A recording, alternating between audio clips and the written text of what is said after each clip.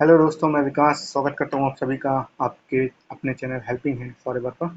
दोस्तों, right entitlements की regarding बहुत ज़्यादा क्वेश्चंस आ रहे थे और उसमें कुछ चीज़ें थी जो मुझे लगा कि मैं वीडियो में कवर कर सकता हूं।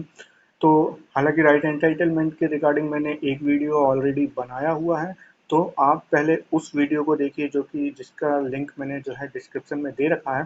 अगर आप वो वीडियो देख लेंगे तो आपको जो है राइट एंटाइटलमेंट के बारे में काफ़ी ज़्यादा जो नॉलेज हो जाएगी, और उसके बाद अगर ये वीडियो देखेंगे तो और भी ज़्यादा जानकारी आपको मिल जाएगी। तो यहाँ पे आपको बताऊं कि जो राइट एंटाइटलमेंट के लिए पहली जो लोगों को क्वेश्चन आता है कि सपोज जो नए इन्वेस्टर्स हैं वो जब भी राइट एंटाइटलमेंट्स की जो ट्रेडिंग होती है स्टार्ट होती है वो कब हो जाती है, जब भी जैसे ही इशू ओपन होता है उसी टाइम से जो है राइट एंटाइटलमेंट की ट्रेडिंग स्टार्ट हो जाती है आरईज के शेयर में। तो कई लोग जो है उसे खरीद लेते हैं, फिर उन्हें पता चलता है कि वो लास्ट डेट के टाइम पे खरीदते हैं, तो अब जो है वो उसे बेच नहीं पाते, क्योंकि जो राइट एंटाइटलमेंट की ट्रेडिंग किस तरह से होती है वो पिछले वीडियो में मैंने आपको बताया है, वहाँ से आपको जानकारी मिल जाएगी। तो इनकेस जो राइट एंटाइटलमेंट खरीद लेते हैं और अगर वो बेच नहीं पाते तब उनके पास एक ऑप्शन रह जाता है कि उन्हें राइट में जो है अप्लाई करना होगा। अगर वो कोई भी ऑप्शन एक्शन नहीं लेते हैं तो उनका जो राइट एंटाइटल में जो पैसा लगा हुआ है वो भी पूरा लैप्स हो जाएगा, क्योंकि इशू क्लोजिंग के बाद राइट एंटाइटल लैप्स हो जाते हैं।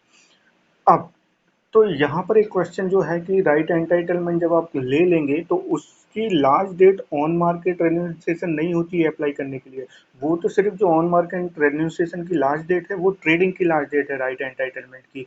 अगर आपने परचेज कर लिया है तो आप एप्लीकेशन कब तक कर सकते हैं, इशू क्लोजिंग की लास्ट डेट तक आप एप्लीकेशन कर सकते हैं। इवन अगर आपने राइट एंटाइटलमेंट परचेज भी किए हैं ट्रेडिंग के दौरान या ऑन मार्केट रेन्यूएशन के दौरान, तब भी आपके पास जो है अप्लाई करने का time last date of right issue की जो लास्ट क्लोजिंग डेट होती है तब तक का होता है। एक चीज आपको समझ में है।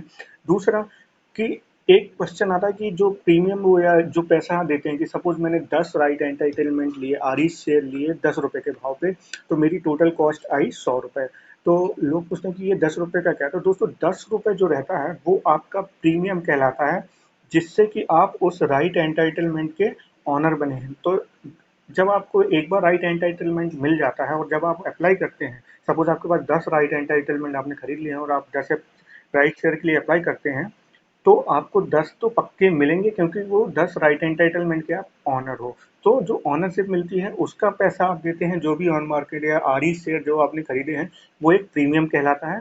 तो उसका मतलब ये नहीं होता है कि आपने राइट शेयर में किए हैं। राइट शेयर जब आप अप्लाई करेंगे तब उसकी जो एप्लीकेशन कॉस्ट है या जो भी प्राइस है राइट इशू का वो आपको देना पड़ता है।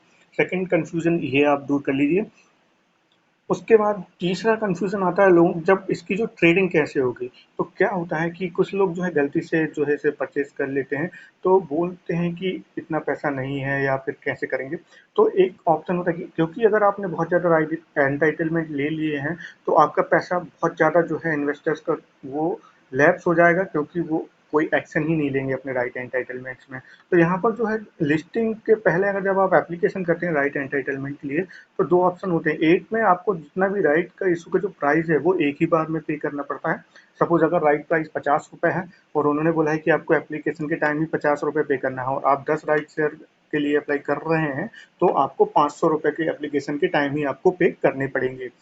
तो इस केस में एक अलग सिनेरियो बनता है। और जब पार्सली पेड अप होते हैं, यानी कि अगर जैसे 50 रुपए को उन्होंने बोला, जैसे रसेल डेकोर का जो अभी आईपीओ आया है जिसका राइट इशू आया है, जिसका राइट इशू प्राइस है 50 रुपए, और उसमें at the time of application आपको 12 रुपए 50 पैसे देना है, और नेक्स्ट 37.5 रुपीज आपको नेक्स्ट 3 कॉल में देना है, फर्स्ट सेकंड और थर्ड कॉल में, जो कि 12 रुपए 50 कॉल की एक, हर कॉल 12 रुपए 50 पैसे की है।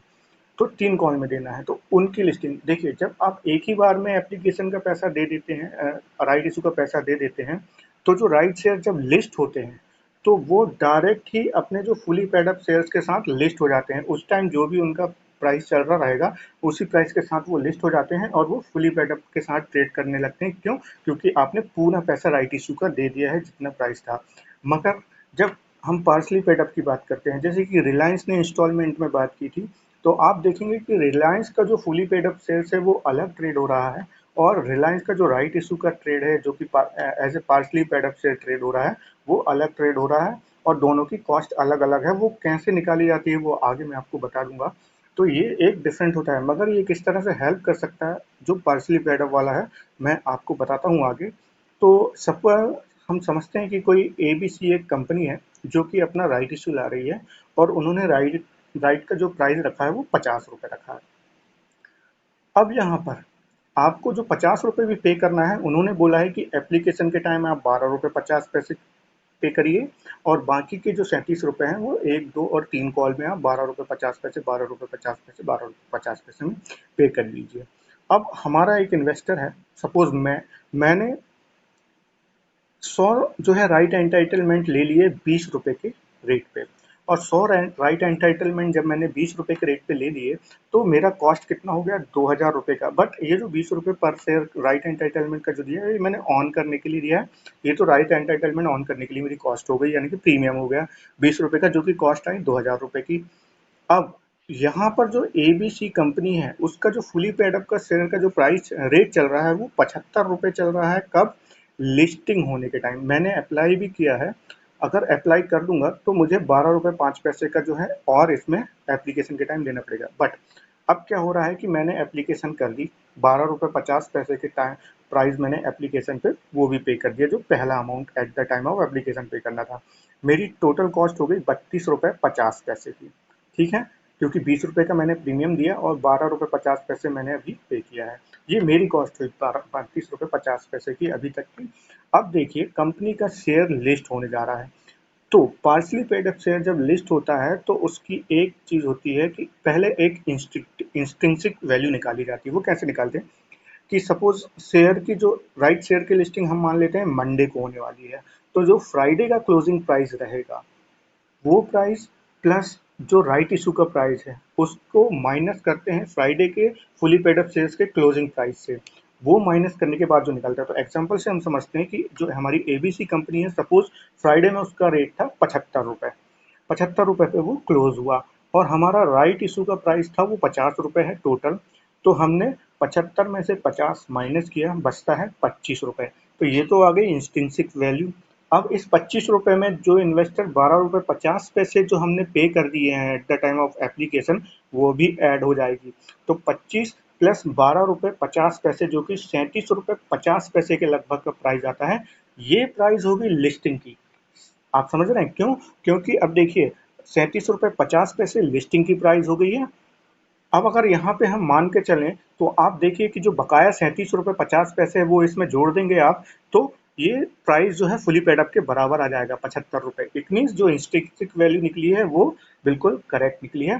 तो जो 37 रुपये 50 पैसे हैं ये इसके आसपास का ही, थोड़ा ऊपर नीचे हो सकता है क्योंकि उस टाइम उनका कैलकुलेशन कैसा रहता है। बट मैं यहाँ एग्जाम्पल से बता रहा हूँ कि 37 रुपये 50 पैसे हमारे शेयर की प्राइस निकल गई। अब जो मैंने इन्वेस्ट किए थे अपने right entitlement plus first application के बाद 32 रुपये 50 पैसे मेरा टोटल इन्वेस्टमेंट था। और जब शेयर लिस्ट हुआ तो ये जो पार्शियली पेड अप शेयर है जो कि 37-50 में अलग ट्रेड होगा, प्लस फुली पेड अप जो 75 रुपये में अलग ट्रेड होगा, बट बाद में ये लिस्टिंग के बाद दोनों पैरेलल ट्रेड होंगे अलग अलग आईएसआईएन के साथ, बट पैरेलल ट्रेड होंगे।